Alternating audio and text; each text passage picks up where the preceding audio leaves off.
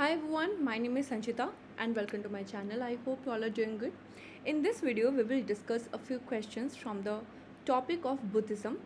Buddhism आपके paper two education unit number 1 का एक बहुत इम्पॉर्टेंट टॉपिक है जहाँ से हर साल आपके क्वेश्चंस रिपीटेड क्वेश्चंस बनते हैं और काफ़ी इनोवेटिव क्वेश्चंस बनते हैं यहाँ से। तो इस पार्ट को समझना बहुत ज़रूरी है। तो चलिए देखते हैं कैसे क्वेश्चंस यहाँ से बन सकते हैं और उनको सॉल्व कैसे हम लोग करेंगे। First question, Buddhism advocates the following except Kshanabhanga vada, Pratitya Samutpada, स्याद वदा या फिर नैरत्म वदा। इनमें से कौन सा बुद्धिज्म नहीं मानता? क्षणभंग वदा, प्रतीत समुद्पाद, स्याद वदा या नैरत्व। चलिए सॉल्व करते हैं। तो हमें पता है कि स्याद वद जो ऑप्शन है ये जैनिज्म का पार्ट है, ना कि Buddhism. This comes under Jainism, जो अगेन एक बुद्धिज्म की कॉन्टेम्पोरेरी फिलोसॉफी थी जिसको हम लोग बाद के सेशंस में पढ़ लेंगे। बट बाकी के क्षणभंग वदा, प्रतीत समुत्पाद और नैरत्म वदा, ये तीनों ही बुद्धिज्म के बहुत इंपॉर्टेंट पॉइंट्स हैं। चलो इनको हम लोग समझते हैं, ठीक है। तो बुद्धिज्म को अगर हम समझना चाहें, बुद्धिज्म की फिलोसॉफी को, तो यहाँ पे एक बहुत इंपॉर्टेंट पॉइंट बनता है, दैट इज प्रतीत समुद्पाद। प्रतीत समुत्पाद, ठीक है, जिसको हम हेतुवदा भी कहते हैं। पहले इसको समझ लेते हैं। इसको हम हेतुवाद नाम से भी जान सकते हैं। That is the theory of और the law of causation. Law of causation या फिर the theory of cause effect. The theory of cause and effect, यानी कि जो भी घटता है जीवन में, जो भी होता है, उसके पीछे का एक कारण है। ये कहता है Pratitya Samutpada. Okay, law of causation. इसके बाद आता है क्षणभंग, KSANA, कहीं कहीं आपको KSHANA भी दिख जाएगा। भंग वदा, ये सारे आपकी पाली भाषाएं हैं। क्षणभंग वदा का मतलब होता है everything happens in the moment, यानी कि ये बात करता है मोमेंटरीनेस, मोमेंटरीली, या फिर इम्परमानेंस की बात करता है ये, या फिर इम्परमानेंस की बात करते हैं, यानी कि जो भी घटता है जीवन में वो क्षणिक है, ठीक है, वो क्षणिक है, वो परमानेंट नहीं है। हर चीज़ हमेशा रहने वाला नहीं है। और मैं थोड़ी अच्छी हैंडराइटिंग में लिखने की कोशिश करती हूँ। चलिए हर चीज़ को, हैंडराइटिंग शायद आपको समझ नहीं आएगा। तो पहले क्या लिखा था मैंने? प्रतीत समुद्पाद। प्रतीत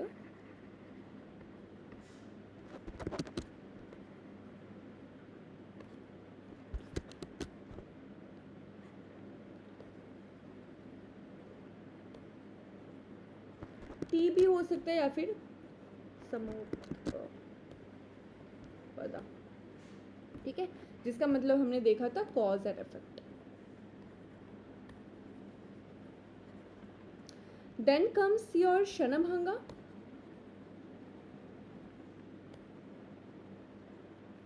जिसका मतलब हमने देखा था द मोमेंटरीनेस या फिर इम्परमानेंस। इसके बाद आता है नैरत्म वदा,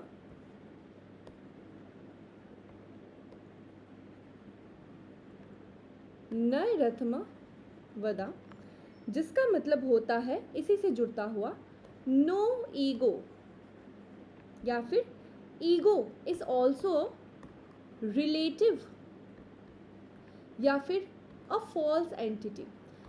यानी कि अगर क्षणभंग में हम ये माने कि कोई भी चीज़ परमानेंट नहीं है, हर चीज़ क्षणिक मात्र है, हर चीज़ इम्परमानेंट है, तो हमारी जो ईगो है वो भी क्षणिक ही होगी, वो भी रिलेटिव ही होगी, वो भी फॉल्स होगी, वो भी परमानेंट नहीं रहेगा, है कि नहीं।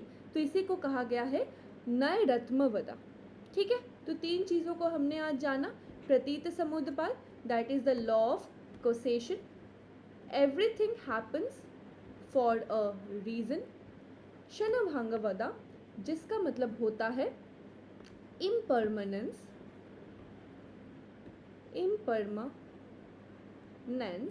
एंड नैरत्मवदा, जिसका मतलब होता है नो ईगो और द फॉल्स ईगो। ठीक है, आगे बढ़ते हैं, चलिए नेक्स्ट क्वेश्चन की तरफ। प्रतीत समुद्पादवद इज व्हाट? अभी अभी पढ़ा हमने, is it epistemological theory of Vedanta? No, Vedanta की बात तो यहाँ पे नहीं होगी। क्यों?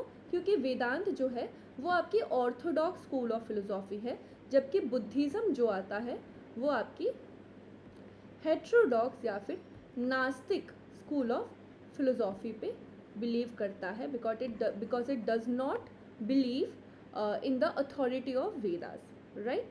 सो ये नहीं होगा first option. Then comes theory of causation in Buddhism, तो यस, ये theory of causation of Buddhism in Buddhism ही बताता है। जैना या नया भी नहीं होगा। Again Jainism is also heterodox in nature, जबकि न्यायवादा है ये ऑर्थोडॉक्स फिलोसॉफी आपकी बनती है। सो here the correct answer will be the theory of causation in Buddhism is known as the Pratitya Samutpada. Okay, आगे बढ़ते हैं। The following noble truth of Buddha includes the doctrine of dependent origination. तो ये dependent origination या फिर doctrine का क्या मतलब होता है? Doctrine का मतलब होता है teaching. Doctrine is basically the teaching.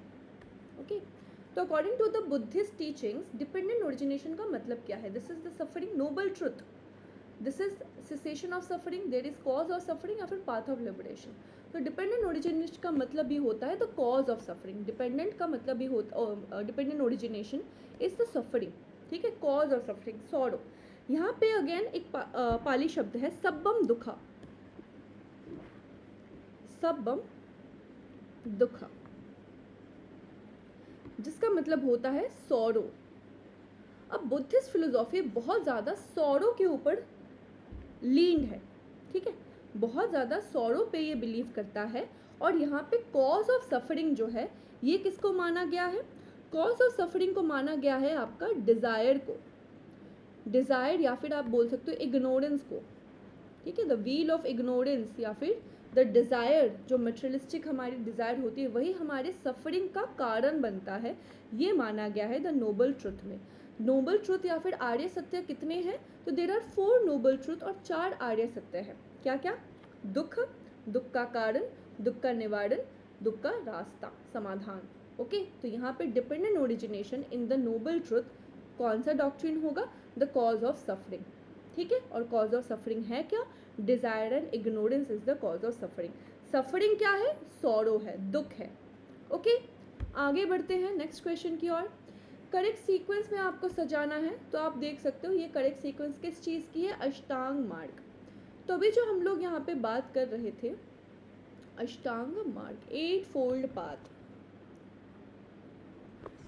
8 fold path of Buddhism कहा जाता है इसको। तो अभी हम लोग बात कर रहे थे 4 आर्य सत्य की, द 4 नोबल ट्रुथ। क्या क्या? दुख है, दुख का कारण, दुख का निवारण, दुख का एक समाधान। तो ये समाधान क्या है? फॉलोइंग द अष्टांग मार्ग इज द निवारण। ओके, फॉलोइंग द अष्टांग मार्ग इज द निवारण। तो चलिए इसके सीक्वेंस को हम पहले देख लेते हैं। So there are total 8 steps बोल सकते हो या फिर 8 लेवल्स बोल सकते हो आप, जिससे आपको निर्वाणा मिल सकता है, ये माना गया बुद्धिज्म में। तो फर्स्ट क्या है? राइट व्यू या फिर सम्यक दृष्टि या सम्यक विजन, राइट विजन बोल सकते हो आप। तो जो भी दिखो सही दिखो, सम्यक का मतलब होता है राइट, ओके, तो सम्यक दृष्टि यानी कि राइट व्यू। देन कम आता है राइट इंटेंशन, संकल्प, सम्यक संकल्प होना चाहिए आपका, जो भी आप करना चाहते हो उसके पीछे राइट थॉट होनी चाहिए। देन कम्स राइट स्पीच यानी कि सम्यक वाक, जो भी बोलो वो सत्य होना चाहिए। राइट एक्शन, ठीक है, जो भी कर्म करो वो आपका सम्यक होना चाहिए, सही होना चाहिए। लाइवलीहुड यानी कि आजीविका, सो राइट लाइवलीहुड, जिससे भी चीज़ें आप पैसे कमाओ, आजीविका जो होनी चाहिए सोर्स, वो आपका सम्यक होना चाहिए, कोई गलत काम करके पैसे नहीं कमाना है। राइट एफर्ट, ठीक है, जो भी आप एफर्ट्स दे रहे हो यहाँ पे, कंडक्ट जो कर रहे हो वो आपका सही होनी चाहिए, राइट कंडक्ट होनी चाहिए यहाँ पे। अच्छा, यहाँ पे आई थिंक थोड़ा सा यहाँ पे एक्सचेंज हो गया, राइट माइंडफुलनेस जो होनी चाहिए वो यहाँ पे आएगा, ठीक है। राइट माइंडफुलनेस आपकी 7 नंबर पे आता है, ये बहुत जगह आपको उल्टा दिख जाएगा। एंड लास्ट जो है ये आपकी कंसंट्रेशन है या फिर समाधि जिसको हम कहेंगे, ठीक है। तो राइट स्मृति, सम्यक स्मृति और सम्यक समाधि, ये राइट कॉन्सेंट्रेशन होगी, ठीक है। सो ये आपकी 8 फोल्ड पाथ बनता है। तो अकॉर्डिंग टू द सीक्वेंस क्या होगा, सम्यक दृष्टि ये सबसे पहला ही था, सम्यक वाक एंड सम्यक आजीविका, ठीक है। आगे बढ़ते हैं नेक्स्ट क्वेश्चन की ओर। इन त्रिपिटिका विच पिटिका डील्स विद फिलोसॉफिकल डिस्कशन। अब त्रिपिटिका होते क्या है, त्रिपिटिका को हम लोग अगर संधि विच्छेद करें तो हमारे पास बनता है त्रि यानी कि 3 पेटिया, या फिर इसको हम बास्केट बोल सकते हैं, ठीक है। तो there are 3 baskets in which the entire teachings or the philosophy of Buddhism is concerned। तो बुद्धा ने जो भी अपनी टीचिंग्स दी थी वो सारे ओरल थी। तो उनके जाने के बाद उनके जितने भी उपदेश थे, उनके जितने भी टीचिंग्स थे, उनके फॉलोअर्स ने आगे बढ़ाए हैं। तो यहाँ पे 2 नाम आते हैं, आनंद एंड उपाली, जिनका काफ़ी यहाँ पे योगदान है, ठीक है, उनकी फॉलोइंग्स को या फिर उनकी जो टीचिंग्स है उनको आगे बढ़ाना, उनकी फिलोसॉफी को आगे बढ़ाना। तो ये जो 3 पेटी या फिर 3 बास्केट्स है उसमें 3 पार्ट्स आते हैं, क्या क्या। एक आता है आपका विनय पिटक,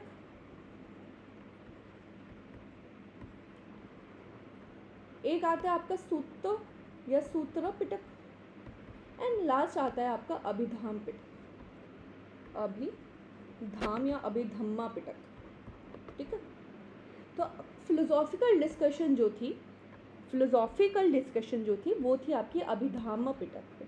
अब बोलोगे आप बाकी चीज़ों में क्या क्या था, तो विनय पिटक जो था वो था बास्केट ऑफ डिसिप्लिन, इसको बास्केट ऑफ डिसिप्लिन कहा जाता है, यानी कि क्या कंडक्ट होंगे, क्या रूल्स होंगे, ये सारी चीज़ें विनय पिटक में थी, ठीक है। फिर आते हैं सूत्र, सूत्र में बुद्धा की टीचिंग्स है, एंड अभिधम्म पिटक में बुद्धा फिलोसॉफी है, ठीक है। ऐसे आप इन सारी चीज़ों को याद रख सकते हो।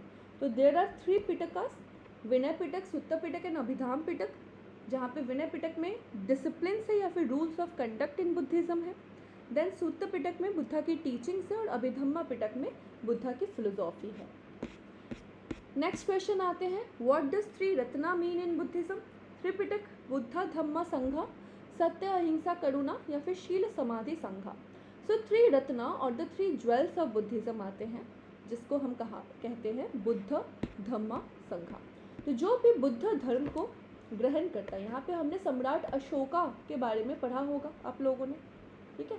कौन थे, एक मौर्यन किंग थे, the great Ashoka, Mauryan kingdom के एम्पायर थे जिन्होंने पूरे भारतवर्ष पे राज किया था, ठीक है। तो after he one the battle of Kalinga, the war of Kalinga, the great Kalinga war जब उन्होंने जीत लिया, तो उसके बाद उनमें उनकी जो मनोभावना थी उनमें काफ़ी डिफरेंस आया। उन्होंने देखा कि काफ़ी ज़्यादा ही वायलेंस है, ठीक है, और इसके बाद मेरे पास और जीतने का कुछ है नहीं, क्योंकि मैंने पूरे ही भारत पे अपना मॉडर्न किंगडम स्टैब्लिश कर दिया है। तो उन्होंने क्या किया, उनके मन में परिवर्तन आया और उन्होंने बुद्धिज़्म से काफ़ी वो इंस्पायर हुए और उन्होंने बुद्धिज़्म को ग्रहण किया। तो वहाँ पे बताया गया है कि जो भी बुद्धिज़्म ग्रहण करता है उनको ये 3 चीज़ों को बोलना पड़ता है, दैट इज़ बुद्धम शरणम गच्छामि, धम्मम शरणम गच्छामि, संघम शरणम गच्छामि, ठीक है। तो ये तीनों को यहीं पे त्रिरत्न माना गया है। ऑलराइट, नेक्स्ट क्वेश्चन देखो, दीघ निकाया क्या होता है। दीघ निकाया किस चीज़ को कहा जाता है, तो बुद्धिस्ट टेक्स्ट जो है उसको दीघ निकाया कहा जाता है। Alright, next question, among the symbols associated with occasions related to Buddha the stupa symbolizes what. तो बुद्धिज़्म की कुछ सिंबल्स आती हैं जो हमें पढ़नी चाहिए। बुद्धिज़्म से कुछ सिंबल्स रिलेटेड है, क्या क्या, तो 4 यहाँ पे टोटल सिंबल्स जुड़ते हैं बुद्धा से। फर्स्ट है द बर्थ ऑफ बुद्धा, आपको पता होगा बाय बर्थ बुद्धा का नाम था सिद्धार्थ, ठीक है, ही वॉज अ प्रिंस। एक बनता है आपके फर्स्ट सर्मन से, the first sermon of Buddha. एक आपका बनता है उनके निर्वाणा पे,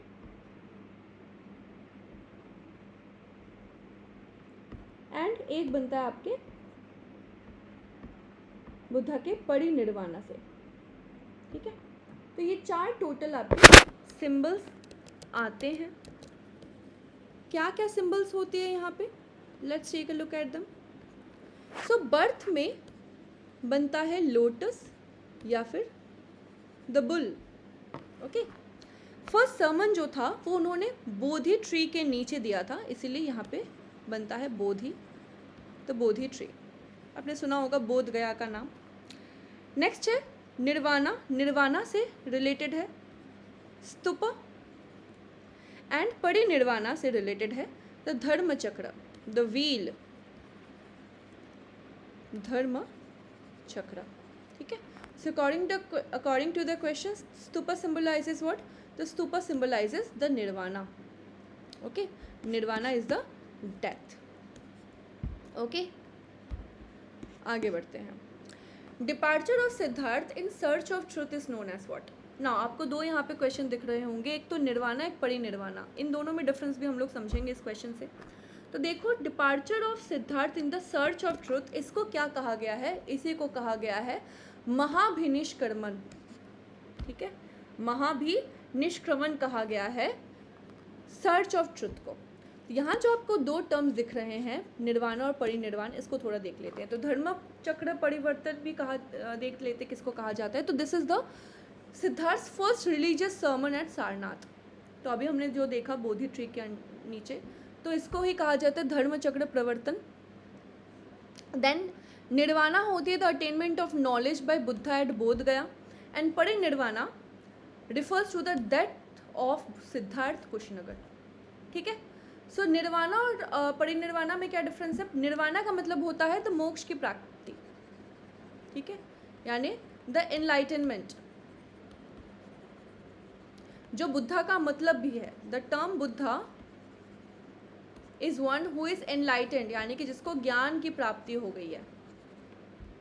ठीक है, परिनिर्वाणा का क्या मतलब होता है? जो अपना शरीर त्याग देता है, द डेथ ऑफ सिद्धार्थ, और जो अपनी फिजिकल बॉडी को त्याग देना। ओके, नेक्स्ट क्वेश्चन देखिए। Select the correct 4th, 8th and 12th link in the 12 links of suffering according to Buddha philosophy. तो 4th, 8th और 12th लिंक क्या है? हमने पढ़ा है बुद्धिज्म में द्वादश निदान होता है, द्वादश निदान। अब आप बताओगे कि मैम हमने पढ़ा है कि बुद्धिज्म में पाली प्राकृत शब्दों का यूज़ होता है, लैंग्वेज का यूज़ होता है, तो द्वादश इज़ अ संस्कृत लैंग्वेज। तो हाँ, संस्कृत लैंग्वेज का भी यहाँ पे यूज़ आपको कहीं कहीं दिख जाएगा। ठीक है, तो द्वादश का मतलब होता है यहाँ पे 12। संस्कृत में द्वादश मतलब 12th होता है। So according to the 12th, out of the 12 links कौन कौन सी 4th, 8th और 12th लिंक है, ये आपको यहाँ पे देखना है। सो चलो देखते हैं the 12 links. First is ignorance, sanskara और the karmic formations, consciousness, name and form, 6 sense organs, contact, feeling, craving, upadana और grasping, bhava, becoming, jati, birth and jara marana, that is ageing and death. तो चलो 4th एंड 8th कौन कौन से हो गए? Mind, body, organism, craving and suffering, ये आपके बन जाते हैं 4th, 8th and 12th। Okay, आगे बढ़ते हैं। चलिए, now correct combination of concepts that will represent Buddhism. तो इनमें से कुछ बुद्धिज्म से आपके कॉन्सेप्ट रेलिवेंट है, उनको आपको खोजना है। सो अनेकांतवाद बुद्धिज्म का है क्या? No, it relates to Jainism. Vaibhashika, yes, Buddhism से है। पब्बजा, यस, बुद्धिज्म से है। संस्करा, यस, एंड स्वतंत्रिक भी बुद्धिज्म से है। तो ये 4 आपके बुद्धिज्म से हैं। जैनिज्म से अनेकांतवाद और स्यादवदा भी जैनिज्म से है। सो 2, 3, 4, 5, 2, 3, 4 एंड 5, ये 4 आपके सही होने चाहिए ऑप्शंस। ओके, चलो देख लेते हैं इनका मतलब क्या है। First is pabbajja. Pabbajja was an acceptance ceremony of the Buddhism monastery. According to this ceremony, students after admission to the monastery has to renounce worldly and family relationship. So that is Pabbaja, यानी कि the introduction of a student into the life of monkhood. ठीक है, तो यहाँ पे acceptance बोल सकते हो आप, एक acceptance ceremony की तरह होता है। तो यहाँ पे माना जाता है कि एट द एज ऑफ 8 बच्चे को जो भी बनना चाहता है उनको एक्सेप्ट कर सकते हैं। स्वतांत्रिक क्या है? स्वतांत्रिक और सूत्रवदीन was an early Buddhist school generally believed to be descended from the Sthavira Nikaya by of their immediate parent school, that is Sravasthavadin. तो श्रवस्तवदीन से स्वतांत्रिक आया है, one Buddhist school. Then comes Vaibhashik. It refers to an ancient Buddhist tradition of Abhidharma which was very influential in North India, particularly in Kashmir. तो कश्मीर में इसको देखा जा सकता है. एंड संस्करा क्या होता है? It is a term figuring prominently in Buddhism. It refers to formation or that has been put together. तो संस्करा होता है तो ऑर्गेनाइजेशन और the formation, okay, that is sanskara. तो यहाँ पे मैं आपको एक होमवर्क देती हूँ. जैसे मैंने बताया पब्बजा होता है the acceptance ceremony at the age of 8. तो आप मुझे बताओगे कि जब एक स्टूडेंट जो एक्सेप्टेड हो चुका है, जब हायर एजुकेशन टेक करने के लिए जाता है, हायर एजुकेशन के लिए जाता है, तो उस सेरेमनी को हम क्या कहते हैं? उस सेरेमनी को according to the Buddhist tradition क्या कहा जाता है? That you have to tell me. समझ आया? एक्सेप्टेंस सेरेमनी होती है पब्बजा. सो हायर एजुकेशन में जाने के लिए जो सेरेमनी होती है उसको क्या कहते हैं? That you have to tell me. चलो आज का last question. Which of the following mandate will be supported by your teacher with leanings in Buddhist philosophy? इनमें से कौन सी एक ऐसी फिलोसॉफी या फिर एक ऐसा मैंडेट है जो कि एक बुद्धिस्ट टीचर फॉलो करेगा? सो teacher is greater than God, so follow him. Always strive for attaining the best in life. B your own guide in life. या फिर एक्सपीरियंसेस आर ग्रेट टीचर्स. तो इसको थोड़ा समझते हैं, जिसको समझने के लिए हम थोड़ा सेक्ट्स ऑफ बुद्धिज़्म पढ़ेंगे, ठीक है? जहाँ पे 2 मेजर सेक्ट्स आते हैं, 3 पढ़ लेते हैं. चलिए, एक है हीनयान, हीनयाना या फिर हीनयान जिसको थेरवदा भी कहते हैं. एक है महायाना एंड तीसरा है क्या? वज्रयान कह सकते हो आप, ठीक है? सो हीनयान या थेरवाद जो है ये थी ओरिजिनल, ठीक है, ओरिजिनल फिलोसॉफी, जहाँ पे बोला है नो टू आइडल वर्शिप, ठीक है? इनका मानना है दैट यू हैव टू, अगर इन order to gain samadhi nirvana, in order to gain nirvana you have to learn the philosophy or gain knowledge on your own. Okay, ये यहाँ पे बताया गया था हीनयाना में या फिर थेरवाद में. जबकि महायान आइडल वर्शिप पे बिलीव करता है, ठीक है, और ये कहता है कि we can help each other in order to gain knowledge. तो according to the Buddhist philosophy teacher क्या मानेगा? That you need to be your own guide in life, ठीक है? ये फिलोसॉफी यहाँ पे मानी जाती है. Be your own guide in life, ये यहाँ पे माना जाता है, ठीक है? और एक यहाँ पे कॉन्सेप्ट बता दूँ, द कॉन्सेप्ट ऑफ सोल या फिर आत्मा. तो याद रखिएगा बुद्धिज्म में आत्मा को नहीं माना गया, इसीलिए इसको अनात्मा वादी भी कहा जाता है. ओके, तो ये कुछ क्वेश्चंस थे that I wanted to discuss with you all.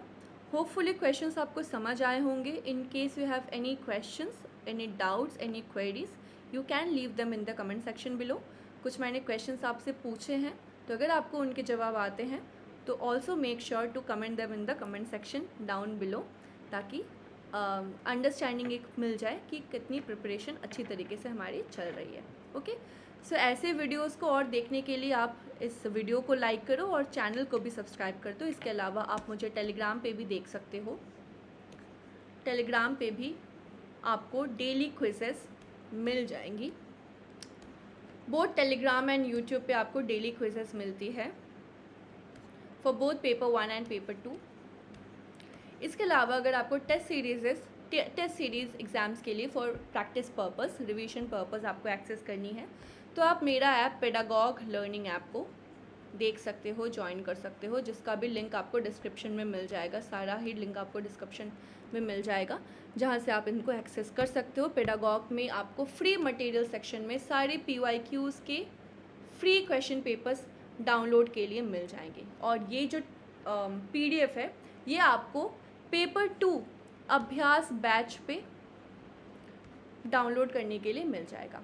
And in case you want to join the join the live classes, batch classes, तो आप पेडागॉग लर्निंग ऐप में सक्षम बैच के साथ जुड़ सकते हो, जहाँ पे आपको live classes with proper notes मिल जाएंगे। ठीक है, चलिए, that's all from my side for today. Next मिलेंगे हम लोग ऐसे टॉपिक्स के साथ बहुत जल्दी। तब तक के लिए all the very best, keep learning, keep practising, keep revising. Bye and good day.